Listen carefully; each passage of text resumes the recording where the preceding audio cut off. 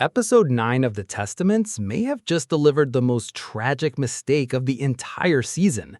And the worst part is, it might have been completely avoidable.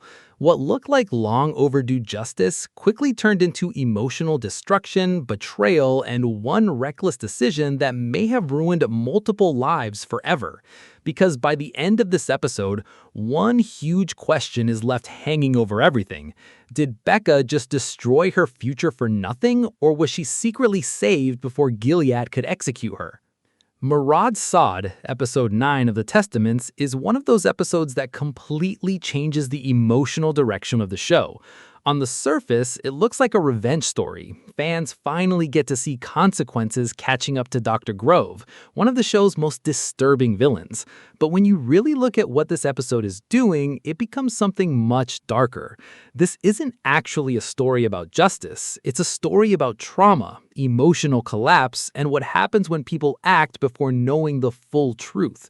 And honestly, that's what makes this episode so devastating. Before we get into the discussion, here's a quick recap of what happened.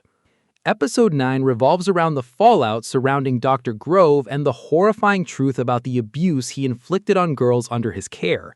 Daisy decides to expose him in a reckless way that spirals far beyond her control.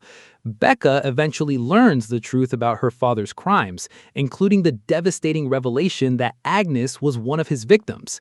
Completely shattered emotionally, Becca murders her father before mentally unraveling and seeking refuge with Agnes. But just when it seems Agnes is trying to help her, mysterious black-robed figures arrive and take Becca away, leaving viewers questioning whether she's heading toward execution or rescue. Let's start with Dr. Grove, because this episode works so well largely due to how quietly terrifying he has been throughout the season. Unlike loud, theatrical villains, Grove represents the kind of evil that hides behind respectability. He's smug, protected by status, and comfortable in the belief that nobody can touch him. Since earlier in the season, the show has slowly planted clues about who he really is, which makes episode 9 feel emotionally satisfying at first. Viewers have spent weeks waiting for someone, anyone, to finally make him pay. Most fans probably assumed that person would either be Aunt Lydia or Daisy, and honestly, the show wanted you to think that. Aunt Lydia has clearly been moving closer to rebellion in subtle ways, while Daisy has been carrying enough anger to make viewers believe she might personally destroy him. The setup felt obvious, but The Testaments pulls off something far more emotional and unpredictable. Instead of justice coming through power or strategy, it comes through heartbreak. Becca becomes the one who kills him, and that reveal changes everything. At first, Becca refuses to believe Daisy's accusations about her father, which, if we're being honest, makes complete sense. Nobody wants to believe someone they love is secretly a monster. Her immediate reaction feels painfully human. Denial is easier than accepting a horrifying truth. So when Daisy starts making accusations, Becca pushes back hard. But then Agnes confirms it. And suddenly, Becca's entire world collapses. Because this isn't just about discovering her father committed terrible acts. The emotional devastation hits harder than that. Becca learns one of the victims was Agnes, someone she deeply cares about, maybe even loves. That revelation transforms a situation from horrifying to unbearable. The person she trusted most caused unimaginable pain to the person she values most. Emotionally, that's the kind of discovery that can completely break someone. And that's exactly what happens. What the show does brilliantly here is avoid turning Becca into some cold revenge machine. She doesn't suddenly become calm or calculated. She spirals. She breaks. You can almost feel the emotional overload crushing her. Anger, guilt, grief, disgust, betrayal, all of it crashes into her at once. So when Becca sneaks into the bathroom while Dr. Grove is taking a bath and stabs him to death, the moment feels shocking but tragically believable. It's brutal, personal, and deeply emotional. But here's the uncomfortable question the episode forces viewers to ask. Did Becca actually make the worst possible decision? Because as satisfying as Dr. Grove's death might feel in the moment, the reality is much more complicated. And this is where things get really messy. Becca's murder of her father wasn't necessarily needed. That sounds harsh, but hear me out. One of the biggest twists buried inside episode 9 is the revelation that justice may have already been coming. Aunt Lydia and Commander Jubb reportedly had plans to deal with Dr. Grove. They simply intended to wait until Becca's marriage to Garth was finalized, so her future wouldn't be destroyed because of her father's crimes. In other words, punishment was already in motion. The system, surprisingly, was finally preparing to act. And if that's true, then Becca may have sacrificed everything for nothing. That possibility makes this story infinitely more tragic, because imagine the emotional horror of realizing your entire life collapsed over a decision that didn't even have to happen. Had Becca waited, Dr. Grove still may have faced consequences. Becca might have kept her future intact, and her relationship with Agnes could have survived. But trauma doesn't wait for strategy. That's the painful truth this episode understands. People who are emotionally shattered don't stop to think 5 steps ahead. Becca isn't operating logically anymore. She's drowning in pain. So while viewers can debate whether murder was justified, it's hard not to understand why she snapped. Still, there's another uncomfortable truth here. Daisy deserves more blame than some fans want to admit. Not because Dr. Grove was innocent, absolutely not. He deserved exposure. He deserved punishment. But Daisy's method? That's where things become morally complicated. Instead of waiting or gathering evidence, Daisy decides to stage an accusation after becoming a plum and visiting Dr. Grove's clinic. When he doesn't actually abuse her, she tears her clothing, runs out sobbing, and creates the appearance of an assault. In her mind, she's giving him the taste of his own medicine. She knows he hurt girls before, even if it didn't happen to her personally, so she forces the truth into the open.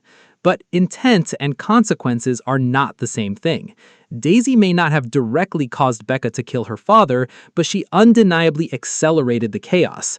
Her decision destroyed Becca's family reputation overnight, emotionally shattered someone already vulnerable, and pushed the situation into crisis mode faster than anyone expected. And that's what makes Daisy such an interesting character here, because she's not exactly wrong, but she's not entirely right either. She acted emotionally, believing urgency justified recklessness. And while viewers might sympathize with her anger, episode 9 quietly asks a brutal question. Can good intentions still destroy lives? The answer, unfortunately, feels like yes. Now let's talk about the most heartbreaking section of this episode. Becca after the murder, because the real tragedy isn't Dr. Grove dying, it's watching Becca completely unravel.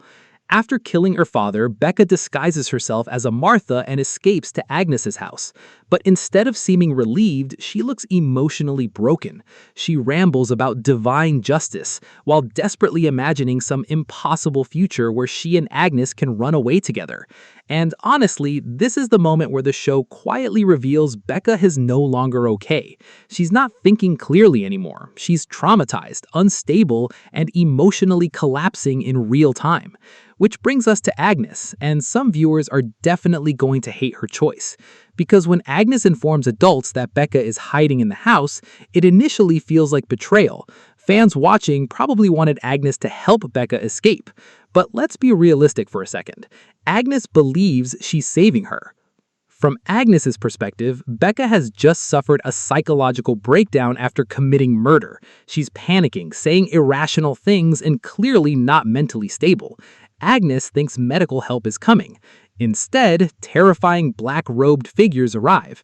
And that scream from Agnes, that moment absolutely hurts, because you can see realization hit her instantly. This wasn't help. This may have been a death sentence. But here's where I think the show might be playing games with viewers.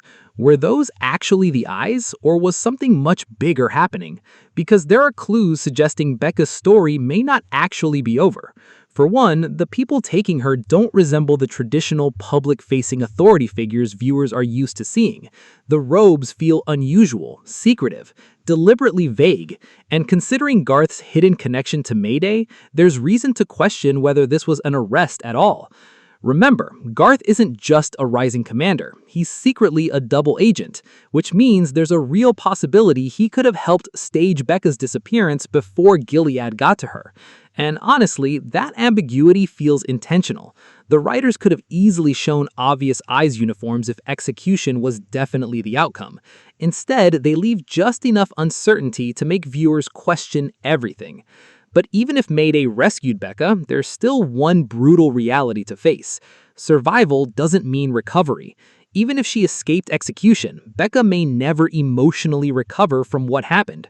In a single emotional collapse, she lost her father, destroyed her future, committed murder, shattered her own stability, and possibly lost Agnes too. That's not something people just come back from, which is why episode 9 feels less like revenge and more like tragedy disguised as justice. By the end, you're not celebrating Dr. Grove's downfall, you're mourning what it cost everyone around him. And heading into the finale, the biggest mystery isn't whether Dr. Grove deserved punishment, because he absolutely did. The real question is this: did Becca just become the season's most heartbreaking victim, or did the Testaments secretly save its biggest emotional twist for the finale?